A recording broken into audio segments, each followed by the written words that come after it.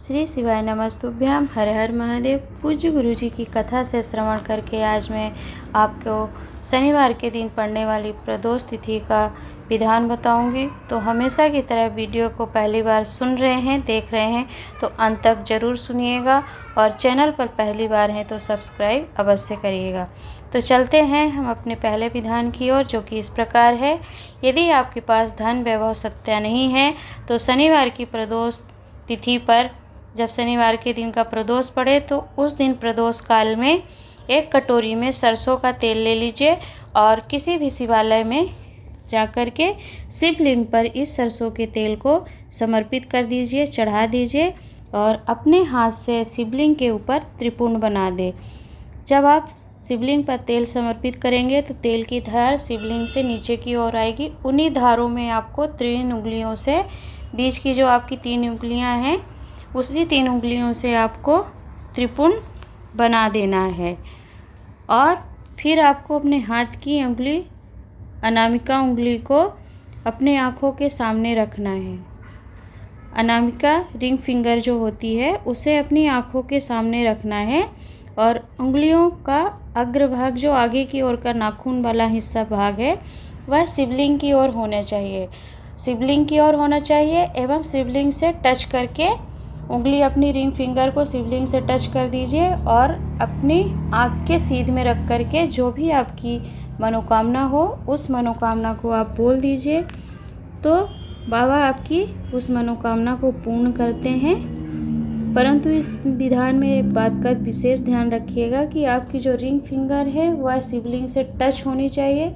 शिवलिंग पे टच करके अपनी उंगली और अपनी आँख के सीध में रख करके फिर टच करते समय अपनी मनोकामना को आपको बोलना है। इस उपाय को आप घर के शिवलिंग पर भी कर सकते हैं, अर्थात एक थाली पर शिवलिंग है यदि आपके पास तो रख करके तेल चढ़ा सकते हैं। और यदि किसी को ज़्यादा कष्ट या बीमारी हो तो वो इस उपाय को कर सकता है। और तेल चढ़ाने के बाद फिर आपको बाद में जल चढ़ा करके 2 बेलपत्री अवश्य चढ़ाना है। तो बाबा की कृपा इस प्रकार से आपके ऊपर अवश्य होती है। चलते हैं हम अगले विधान की ओर, जो कि इस प्रकार है। जिस व्यक्ति के चारों तरफ से रास्ते बंद हो गए हों, संपदा नहीं आ रही हो, तो उन्हें कुछ नहीं करना है। शनिवार की प्रदोष पड़ने पर प्रदोष काल में शंकर भगवान के मंदिर में जाकर के 8 दिए घी के लेके जाने हैं। आप लंबी बाती का भी लगा सकते हैं और गोल बाती का भी ले सकते हैं, क्योंकि शंकर भगवान के मंदिर में माता पार्वती भी विराजमान होती हैं, तो दोनों बत्ती का दीपक लगाने का प्रमाण है। तो 8 घी के दीपक लेकर के जाएं और थोड़ी सी काली तिल चढ़ा दें शंकर भगवान के ऊपर और फिर जल चढ़ाएं। और जो आप 8 दिए लेकर के गए हैं तो पहला दिया आपको शंकर भगवान के सामने जलाना है, फिर दोनों कोनों में तिरछे में जला दीजिए।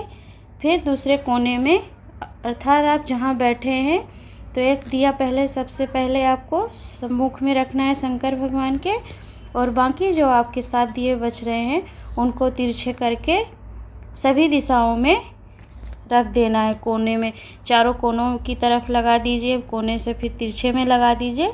तो इस प्रकार से आपको 7 दिशाओं में रख देना है। और फिर थोड़ी सी काली तिल जो आप लेकर के गए हैं उसे बचा कर के रखिएगा और अपने चारों तरफ घुमा करके दियों के पास डाल दें और बाबा से अपनी कामना बोलें, विनती करें कि हे बाबा, यह 8 रास्ते जो आपने 8 दीपक किए हैं, जलाए हैं, उनका भाव रखेंगे आप कि हे बाबा, जो मेरे 8 रास्ते हैं आपके हैं, जो भी आपको मेरे लिए खोलना हो वह खोल दीजिए। और प्रभु से विनती करके फिर आप वापस घर आ जाइए। दिए वहीं छोड़ देने हैं और आपको जब वहाँ से चलेंगे तो पीछे पलट करके नहीं देखना है। इस प्रकार से इस विधान को करने से शनिवार की प्रदोष पड़ने पर किया जाता है। फिर आपके घर में धन संपदा का आगमन होने लगता है। तो आशा करती हूँ कि पूज्य गुरु जी की कथा से श्रवण करके जो विधान आपको बताया है पसंद आएगा। श्री शिवाय नमस्तुभ्यम। हर हर महादेव।